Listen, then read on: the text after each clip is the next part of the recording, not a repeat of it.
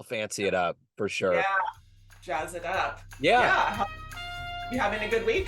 Yeah, everything's good. Yeah, we're getting through it. It's starting to heat up again here in Kansas City. Oh, really? Yeah, Yeah. it's just can't hard to escape the heat these days. Well, I'm We part cat. I'm fine, you know. okay, so it Like, works, yeah. so where are you located?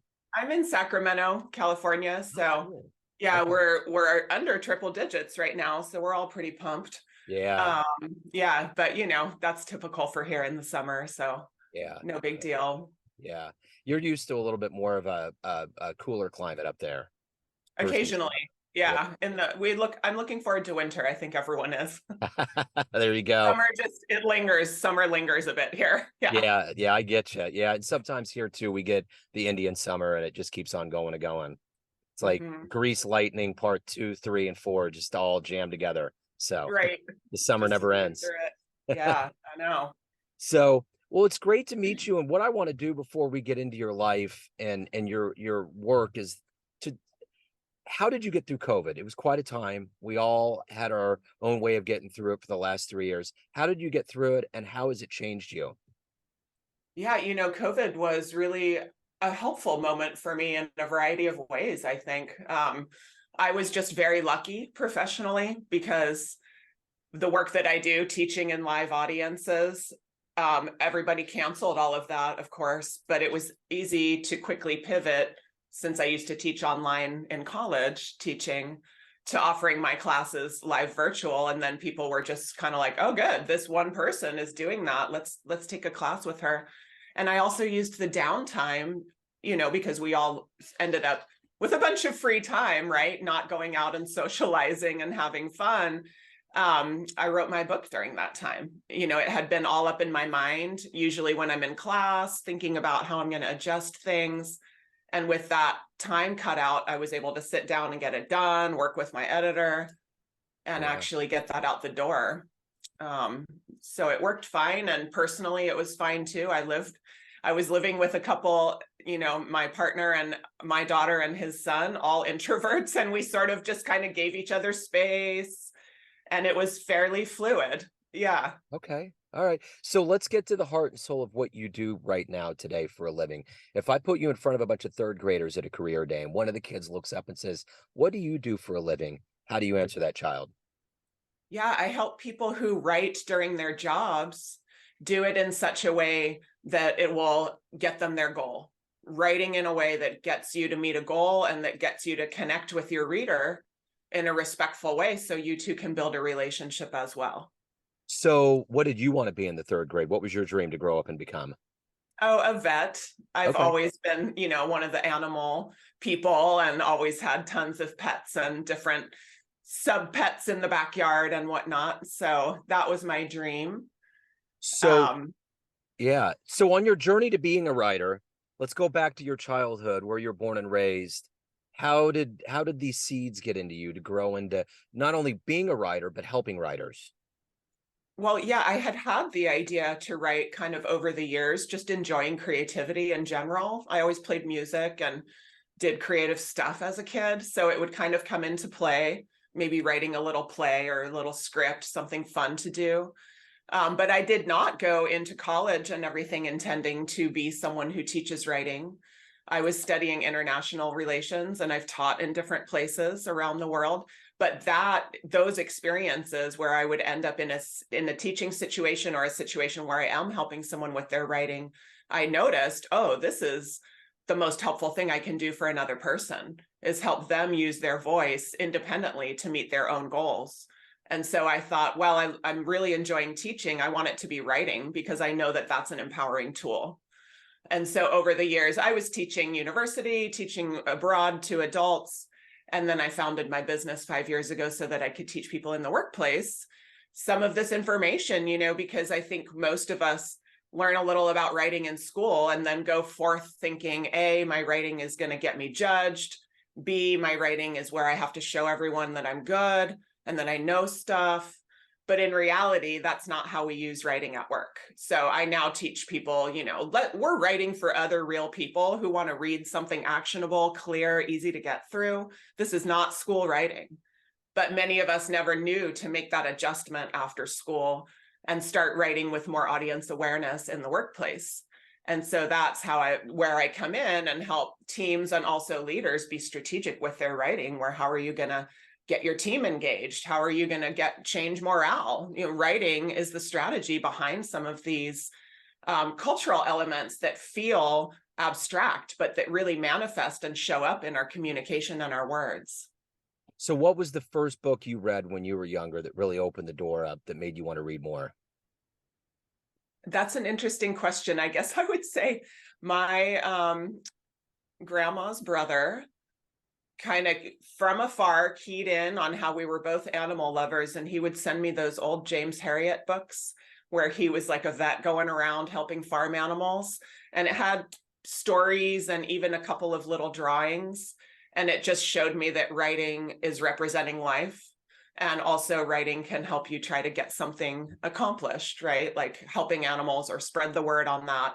So kind of like I'm just noticing writing is something that opens the world up. And so was reading, of Yeah. course, and just being able to travel through books. So you said you've been internationally, you've traveled and you've taught internationally. What's the most magical place you visited? By far, it would be where I was assigned in Indonesia, was on an island called Sulawesi that is kind of obscure. It's to the northeast of Bali. Most people don't know which one it is, but it's kind of a big one beyond Bali. And it was so remote. It took 6 airplane rides to get to the city I was teaching in. And so remote also that at that time we were on the coast, and the whale sharks choose places to live each year, and they had chosen to live off the coast of Sulawesi. So I was able to both teach and go swim with whale sharks in the Wow. same place, and just met, I taught adults and I taught journalists, IT workers, customs workers, amazing people who were trying to use their English in a more academic or journalistic way. And so I was able to be with them also during all of the cultural elements where, you're hearing prayers over the loudspeakers, or you're all going out to the ocean together and you're doing these sort of cultural norms. And so a lot of magic from the people and from nature. I'd love to go there again. Once I'm ready to take 6 airplane rides, I will be visiting again. So who's been kind of a hero for you in your life? Heroes have been, I'm trying to think specifically, at the risk of sounding cheesy, I do mean this.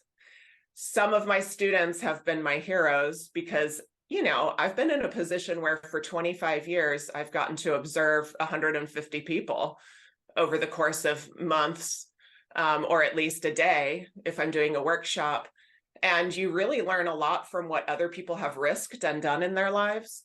And my inspiration to even start the business and go solo from teaching in schools came from one day when I was teaching my seniors in college. We were all getting together for finals. We were sitting in the cafe, kind of helping them with their final projects. And they were doing all these projects about their businesses and websites for their businesses and professional writing for their side hustles. And I said, oh my gosh, all these 20-year-olds have side hustles and have written things and done things. Why am I working for a school when I could be out there opening my own, shingle like they want to do? So I actually had people younger than me consistently be heroes because they were in a position where they could make those choices when they're 20, and I'm already, past that and thinking my choices are done, but they aren't. And so I was able to kind of say, well, I'm going to be risky, just like my young millennial students, and get out there. So I'm glad that I had that experience with them because they were trying different things, and so can I. So you mentioned kind of helping journalists. So there's probably a part of you that has journalism in your blood. If you could interview or be around or talk to anybody alive on the planet right now, who would it be? Anyone on the planet. I would love to talk to people in different countries and regions who are coming up with neat tricks for supporting climate issues, access issues, poverty issues. For example, I remember some young women invented this soccer ball that you can kick it around, and they built it for a country that had no power, but when you kick it around, it's producing power. So the kids could play with the soccer ball and then later use the power from it. And I just think it's so amazing when people come up with these brilliant solutions. So I would want to interview maybe not the famous people, but the people who are doing these amazing strategies that no one else has thought of. Yeah. And it's saving our world for the people right there who now have access to the power they need, or whatever it is in a different situation. So obviously these people are motivated. What is your motivation? What gets you out of bed and moves you through your day to help people and to accomplish what you want to get done? Yeah, well, I've seen the power of writing. I've worked with people from around the world and with people from very disadvantaged backgrounds and upbringings, and then seen how once they're confident with writing sentences and paragraphs and emails, that they're able to apply for promotions and internships and things they couldn't have gone for when they didn't feel confident about their writing. So it's easy for me to see, hey, if I do this and teach this class today, those people are going to be able to use the skills this afternoon and potentially meet the goals that they each have. And I can bring that to people around the world who really need that instruction and don't have access sometimes. So that keeps me motivated because I know it's a helpful message. So what's your favorite client success story? One that always puts a smile on your face? Well, other than the Indonesia one, which was one of the best months of my life teaching that group of people, one of my best experiences is teaching in a leadership academy for the U.S. Forest Service, because you're in a room with people, they're rangers, they're jumpers who come out of helicopters during fires. It's the wildfire fighters who are in my classes, but who have been promoted to become leaders. So you're simultaneously working with this really interesting group of people who's potentially spent months alone wandering around the forest, right? So they're real interesting, self-sufficient people. And they also take these huge risks. And so it's a great culture that they have there of camaraderie. And so every time I teach them, I feel included in that. And it's just a great feeling to feel like I'm part of something that matters like that. And if I can help them communicate better, maybe they can reduce fires better. I mean, I feel like I have the potential to do something significant in those cases. I remember when Dennis Miller used to be really funny. He had a stand-up bit in the 80s where he said, where do the forest rangers go to get away from it all? Right. I Yeah. always think about that. Um, That's so true. so of all of the things that you've done and seen and accomplished in your life, what are you the proudest of? I'm the proudest of the times that I chose to not do what looked like the advancement choice twice. I've looked like I'm making bad choices, but in my mind, they've been good. When I dropped out of a doctorate program to teach in a disadvantaged high school, and then I dropped out of a dean position to be in the classroom in an underprepared college, where I just feel like I've made choices that are about my mission of educating people versus my own advancement. And so I feel good that I've been able to continue bringing education forward, and have tried a couple other ways of moving myself forward, but they honestly haven't felt as fulfilling as working with people on meeting their goals and getting empowered through using language with confidence. What's been the best advice that you've ever gotten? Something that's resonated with you for a long time? I think the best advice is to say yes more, that I had gotten. I don't think of myself as a fearful person. I actually really enjoy taking risks, but I think it takes me a while to get there in certain areas. And many of us can think, oh, I shouldn't say yes to that. Who am I to do that? And so just being kind of like, well, yeah, I'll try, has been the best way. I mean, I never would have been able to even create my own business if I weren't willing to just go out Yeah. there and do crazy things, because coming out of the schools, you have no sort of business sense or business infrastructure or business network. You've got kind of nothing because you've been a school oriented person. So in order to go solo and get free, I had to follow that advice of saying yes. And I think it's wise. We need to take more risks because that's how we build confidence in life. So obviously, as someone that has a high level of curiosity, if you could go back in time and see any event in human history with your own eyes, what would you love to have seen happen?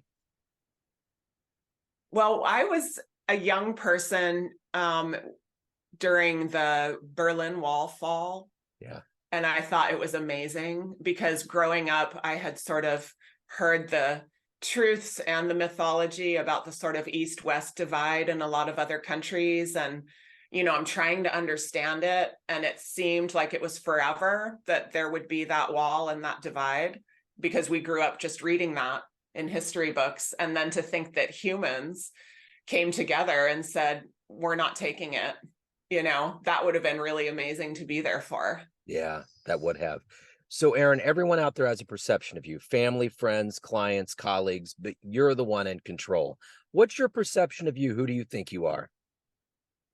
It's an interesting way that you put that, right? Because we always have to wonder, is Yeah. who I am the way I'm seen, right? Yes. Yeah. I Uh, think of myself as a curious, optimistic person who's excited to try new things and wants to get out there. And so I'm looking, and also that I try to do new things that make a good contribution. yeah. So I'm always looking for ways to do that. And I think that that's me, curious. I have been called brave by a few friends, and I think that that's true. I like to get out there and try. Yeah. Yeah. Well, what is it Mark Twain said? He said he didn't regret what he did in his life. He regretted what he didn't do, you know. Right. Yeah. And it's so true because I've had a lot of friends ask advice, kind of like, but if I do X and Y, these problems might occur. And then it's like, well, what do you want to go through another decade not having done X and Y? I Uh-huh. mean, Yeah. it's X and Y will at least teach you something. Yeah. Yeah. Right. So it's better to take the action than to continue with analysis paralysis, in my opinion. Yeah, absolutely. It's just like the whole idea of rejection letters. Sometimes you just got to embrace them because it only makes you better. Right. Yeah. Well, and because that was coming out of that person's set of needs and perspectives, and it may have just Yeah. not been in alignment, but nothing to do with us. Yeah, for sure. So, Erin, if anyone wants to hire you, learn more about you, anything about your world, where do they go? Yeah, well, I'm at highvaluewriting.com, High Value Writing on YouTube, High Value Writing the book on Amazon, and I'm on LinkedIn as Erin Lebacqz. I'd love to connect with folks and talk about how I can help your team or your leaders or everybody use language in a way that gets things done, but respectfully in the workplace. Excellent, Erin. This has been wonderful. Thank you so much for your time. Best of luck with everything, and keep on enjoying the adventure. I love to have that Rockwellian like painting in my head of what you were talking about with the sharks and the whale Yeah, sharks right. and all that. That's so It was cool. amazing. Yeah, that's wonderful. Thank you. Best of luck with everything. Thank you for having me. Thanks. Thank you. Have a great day. Bye, See ya. you too.